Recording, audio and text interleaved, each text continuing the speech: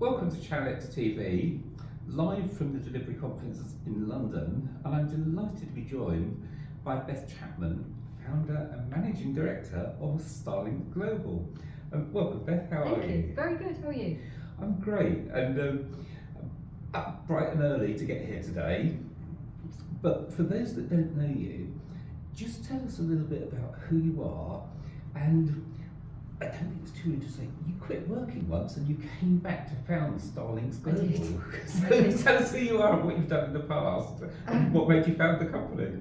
So my name's Beth Chapman. I'm managing director of Starlinks Global. I've been in international logistics for nearly 30 years. So a little bit about Starlinks Global. So we're an award-winning cross-border delivery carrier. We help retailers deliver to nearly 200 countries worldwide with seamless, reliable and fully tracked delivery solutions. And when I first started the business, we set out to raise the bar, building a model where precision, transparency and customer care are engineered into every parcel. And today we partner with some of the world's fastest growing fashion, beauty and e-commerce brands, helping them expand globally with confidence. To answer your question about why I came back, so we sold my last business to FedEx in 2017. And at the same time, my husband was diagnosed with stage 4 prostate cancer. So I took a step back. I retired, and my husband underwent treatment. He thankfully got well, so our story ended happily, very happily. But at that time, I was still retired. And it quickly dawned on me that my husband, who is frankly the nicest man in the world, also has a life rich full of hobbies and interests, and I had none at all other than parcels. So we both decided that it would be a good idea for me to go back to work and that retirement wasn't for me. I was only 40 at the time as well. So I decided to go back to work, and Starlinks Global was born in 2022. Fantastic. So a whirlwind events led to the business, but we've spoken before, or rather you were kind enough to do a guest post on ChannelX about a year ago, and I remember it because it was all about Donald Trump's price tariffs, when he came up with that big board with a list of countries and said 50%, 20%, 25%. I think UK got away with 10%. Yes. The EU, I think, was 20% or something. 15. But it was a huge shock to the system, and obviously for all of your customers, in fact for every retailer that sells globally, or at least to the US. How did it all pan out in the end?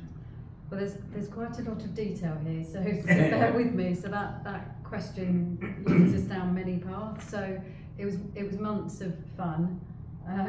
Months and months of fun, and it's still playing out now, even to a post that I put out this morning about changes that are coming to India.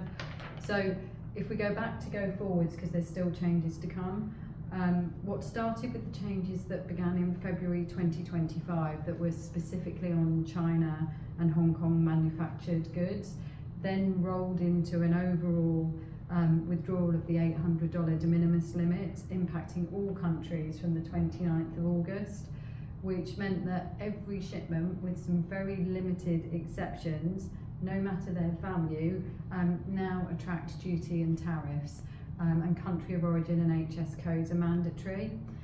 There's still a notable difference, which is important, on postal clearance items, which are subject only to the IEEPA tariffs. I remember posts just stopped shipping to the US, didn't they? And many actually haven't restarted still.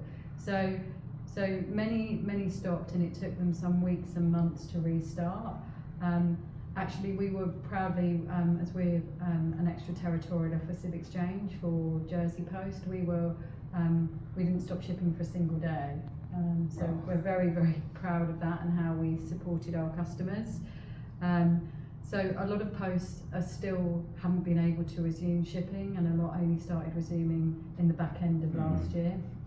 So there's still that notable difference in postal versus commercial, where IEEPA tariffs are applied on postal, as they do not require preparation of an entry by Customs Border Protection or CBP, and currently base rate of duty, section 301 and any applicable section 232 tariffs do not apply through postal. Now there's an important part here, because that's only until the systems are in place for postal entries to be written into the CBP ACE system, and once that's in place, all the applicable duties and tariffs will be collected in postal, just like commercial clearance. Now, it was expected that at the end of this month, February, that the alignment of postal and commercial would happen, but that's due to some confusion with the interpretation of the executive order that withdrew de minimis, which included a date of February the 28th to end the per package methodology for postal shipments, but no one's actually using that methodology. It's all going to be new. Exactly. So the methodology everyone is using is a qualified party and paying the IEPA tariff based on the country of origin of the product. So at the moment, we have to wait until we see CBP's interim final rule on aligning postal and commercial, and there's no definitive date on when that will be coming. The theory at the moment is that it will not come until late March, with an implementation date of sometime in June, which is roughly 90 days from issuance. And CBP and the administration are trying to provide a little more notice of changes to prevent some of the chaos of last year, when little notice or no notice was being given of changes. And I know for you, in fact for everyone, there was this kind of problem of tariffs are coming in, and like, what are we doing with all the stuff that's already in transit? And what about the stuff I was meant to ship today? And how did you cope with it for your customers? By being very, very clear and understanding the detail. So we didn't stop shipping for a single day through either our commercial clearance channels, because there's still a lot of volume that moves through commercial clearance, or either our postal clearance channels. But for us, it was making sure that we were very clear of the detail and we had the right contacts with the right people in federal agencies, so we could then advise our customers to make the right decisions that was right for them, because one decision for one retailer isn't necessarily the right decision for another, dependent on manufacturer of the goods and also country of origin and the type of goods being sent as well. So different decisions needed to be made. The other key thing that is going on at the moment, and this is really important, is what's going to happen with the Supreme Court case that's going on at the moment, and whether they do rule the IEPA tariffs are unlawful, which would mean that the collection of IEPA tariffs through postal and the entire qualified party programme would be null and void. As per, there's a severability clause in the executive order that withdrew de minimis, which could mean that the postal channel would not be collecting any tariffs at all, whilst goods entering via commercial entry would still be collecting base rate of duty plus section 301 plus 232 if applicable. And the administration are working at the moment to implement a new mechanism in anticipation of the IEPA tariffs being ruled unlawful, and how they continue collecting tariffs using another legally allowed section, because they're certainly not going to want to give up on all of that additional revenue that they've collected in the last year. There's no other current authority that could be used instead of IEPA that is as comprehensive as IEPA. So the view is that in the short term they're likely to ramp up section 232 to more categories and increase tariffs and broaden section 301 investigations. And then if the Supreme Court rules that IEPA tariffs are indeed unlawful, how they then rule on whether tariff refunds will be allowed, which is a big issue for some retailers, how that process would work, including the unlikeliness of anything being refunded for IEPA tariffs collected through the postal channel, as there's no actual entry being made in the ACE system. But retailers who paid IEPA tariffs through the commercial channel should start thinking about the tariff reclaim process should it come. So there's still an awful lot to happen with this story.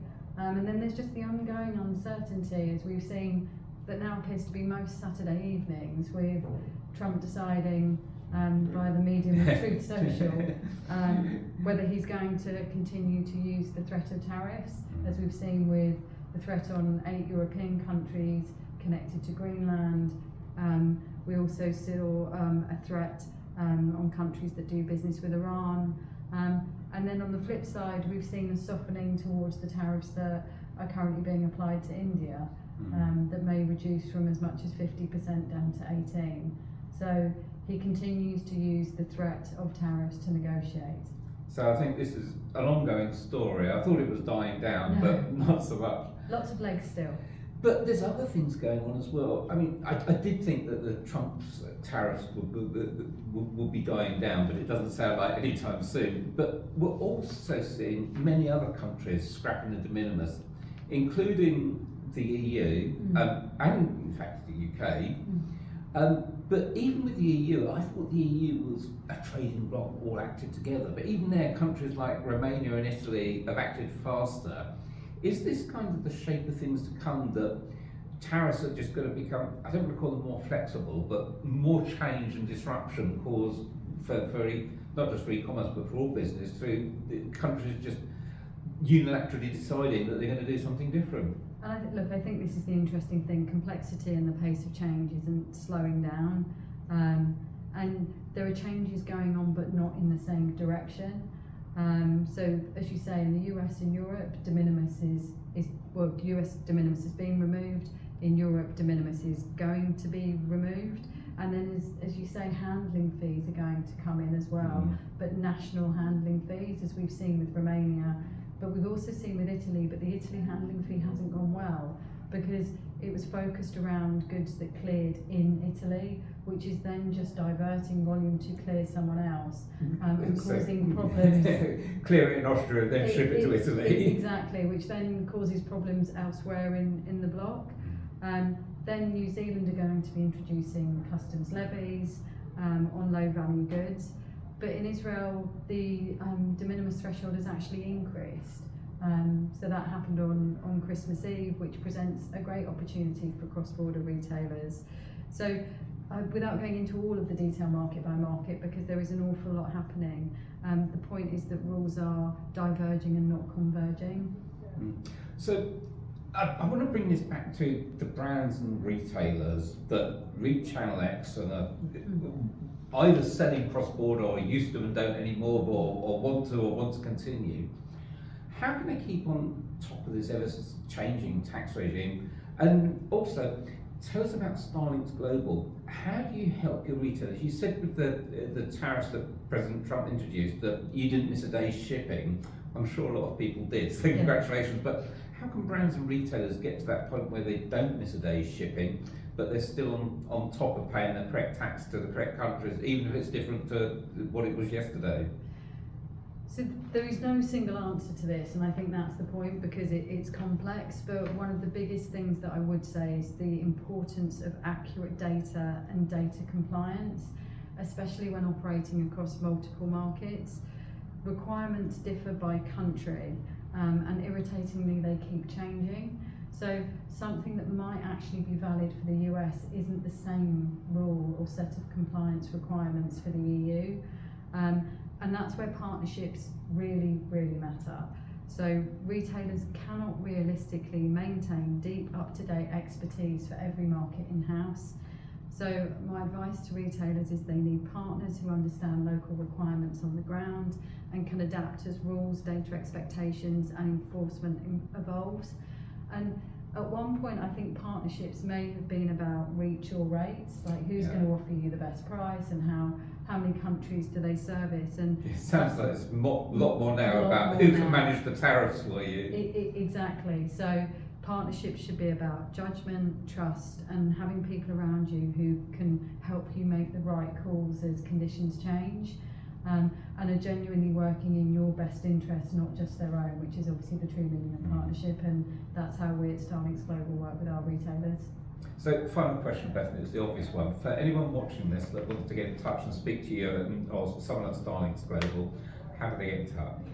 Well, we're here all day today at the delivery conference, and you can get in touch with us through our website, which is www.starlinks-global.com, or reach out to myself or any of the team on LinkedIn.